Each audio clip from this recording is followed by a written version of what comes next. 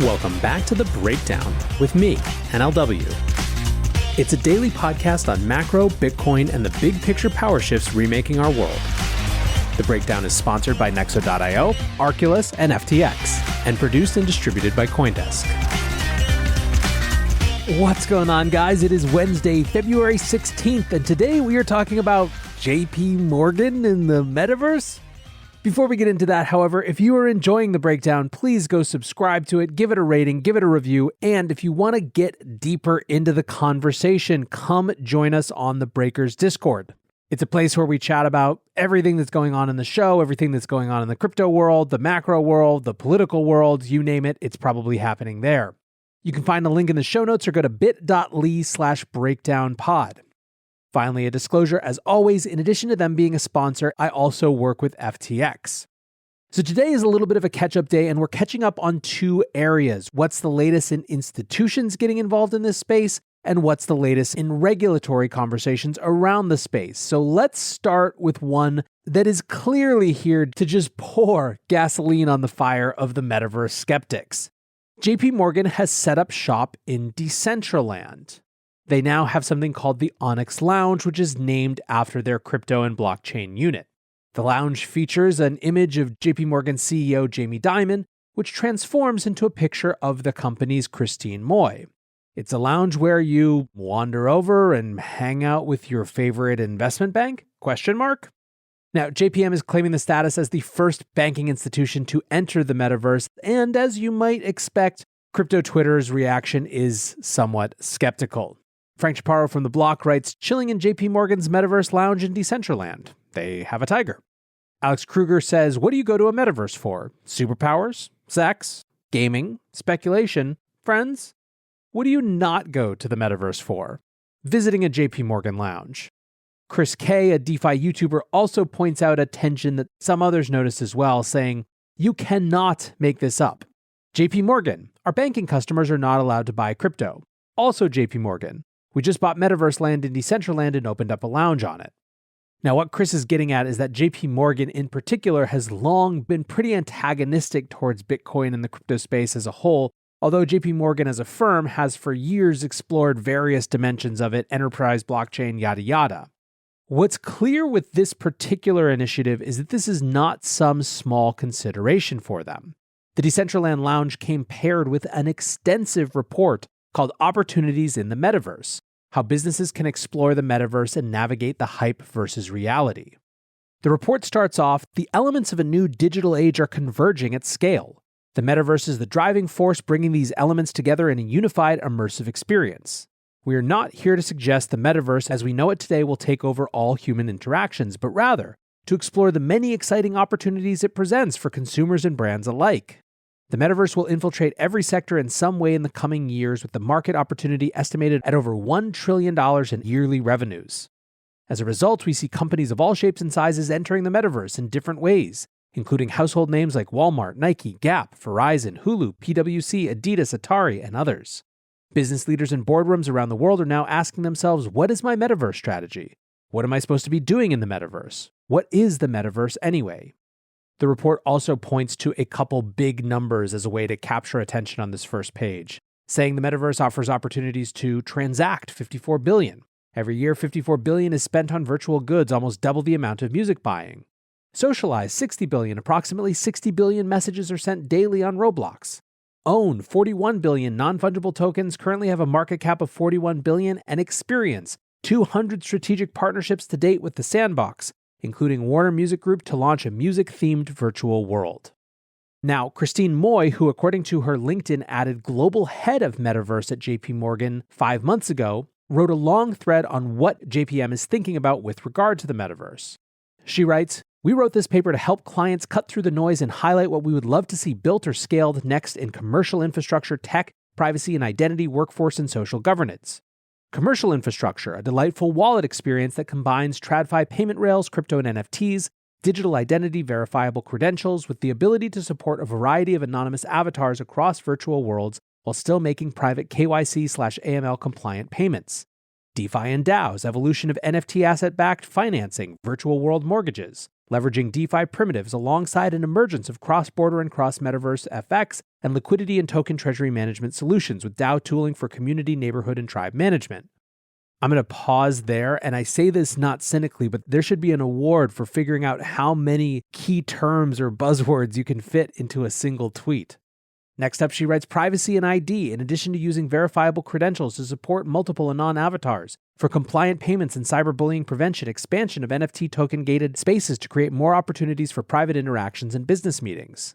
Tech, performance across devices including mobile with definition of metadata standards for wearables, objects to enable unique manifestations of NFTs in different virtual worlds, e.g. an NFT is a t-shirt in Decentraland but a sword in a fantasy game. Hat tip to coin artists for pioneering. Future workforce, more 3D designers and architects, community and DAO managers, metaverse experience experts who specialize in tokenomics and engagement, more storytellers. Social infrastructure, clarity and paved way on regulation, tax, accounting treatment, navigation of local jurisdictional rules, and community-based governance setup. Interoperability, what is the TV remote of the metaverse? How do we toggle between specialized virtual worlds, both Web 2 and Web 3 seamlessly? I want to hang with my yoga friends in the morning on one virtual world, but to play esports in the afternoon somewhere else. So it's very clear, and this is the point that I want to make, is that they are not taking this lightly. They are not thinking about this on a surface level. They are digging all the way in. Nexo is a trusted and easy-to-use crypto platform where you can buy cryptocurrencies at the touch of a button and start earning up to 18% annual interest that is paid out daily. They support all of the major assets on the market and even allow you to swap one asset for another or borrow cash against your crypto without selling it. Nearly 3 million people in over 200 countries trust Nexo with their digital assets. So whether you're just getting started or you're a seasoned pro, get the most of your crypto today with Nexo at nexo.io. Meet Arculus, the next generation cold storage wallet. Arculus secures your crypto using 3-factor authentication, providing a simpler, safer, and smarter way to store, buy, swap, send, and receive crypto. Arculus is offline cold storage. Your private keys are encrypted on the Arculus keycard and are never online. Stay safe from hackers with no cords, no charging, no Bluetooth. Just crypto security made simple. Buy now at getarculus.com. That's GETARCULUS.com.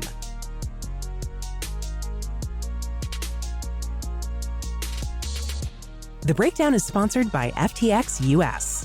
FTX US is the safe, regulated way to buy and sell Bitcoin and other digital assets, with up to 85% lower fees than competitors. There are no fixed minimum fees, no ACH transaction fees, and no withdrawal fees. One of the largest exchanges in the US, FTX US is also the only leading exchange that supports both Ethereum and Solana NFTs. When you trade NFTs on FTX, you pay no gas fees. Download the FTX app today and use referral code BREAKDOWN to support the show. Outside of just the cynical crypto Twitter takes, which you have to expect if you're an investment bank getting into the metaverse, I think there's two very different angles that I want to flag. The first is positive. Metaverse and Web3 have clearly had an easier time making sense to people than crypto things, in the same way that NFTs are easier for normies to grok and get into than DeFi is. It could be because it's spiritually similar to the gaming experience that brands have spent the last decade coming to appreciate the importance of, or it could be something else. But whatever the reason is, it's clear that there is way more brand attention on metaverse opportunities than there has been for anything else nominally related to crypto. Just this week, Victoria's Secret and McDonald's filed for trademarks in the metaverse, and Disney has appointed a head of metaverse as well, technically a senior vice president of next generation storytelling and consumer experiences. The CEO of Disney wrote in an email to staff, "For nearly 100 years, our company has defined and redefined entertainment by leveraging technology to bring stories to life in deeper, more impactful ways.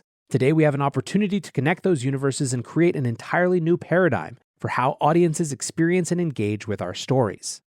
So that's the first angle. There is clearly a lot of attention and grokability to this. The second is more cautionary, and that is that metaverse doesn't mean the same thing to everyone. The crypto version that so many in the Web3 space are invested in is, in many ways, at odds with the corporate-owned version that someone like Facebook is going for. Facebook, remember, wants to be the metaverse platform, literally own the platform. There is an inherent tension there with an open, permissionless, flexible network. Brands like JPMorgan are playing in the crypto version now because comparatively that's where more people are hanging out, but they are also potentially opportunistic in looking for business opportunities. I think it's safe to say that most brands will go wherever has network scale. And so if you believe in an open, permissionless metaverse, investing in those spaces being the network effect winners right now feels very, very important. As an aside, Zuckerberg is now apparently calling Facebook employees metamates, and the internet is collectively gagging.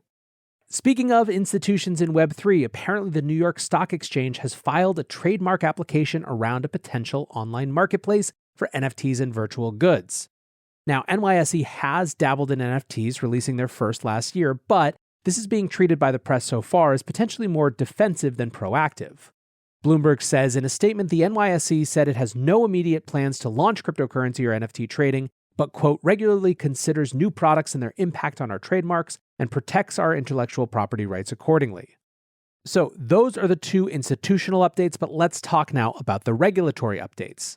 Two bills worth tracking, and the first comes from Warren Davidson, a longtime ally of this space. Yesterday, he tweeted, "Our office will be introducing legislation in the U.S. House of Representatives shortly to protect Americans from this version of overt theft." And then he played the video of the Canada Finance Minister announcing the crackdown that we talked about on yesterday's show. He continues, "A number of people will undoubtedly recognize that Bitcoin fixes this. That's only true with self-custody. Account-based crypto has similar vulnerabilities.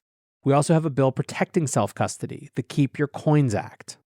So the Keep Your Coins Act, which was introduced yesterday, aims, quote, to prohibit federal agencies from restricting the use of convertible virtual currency by a person to purchase goods or services for the person's own use and for other purposes.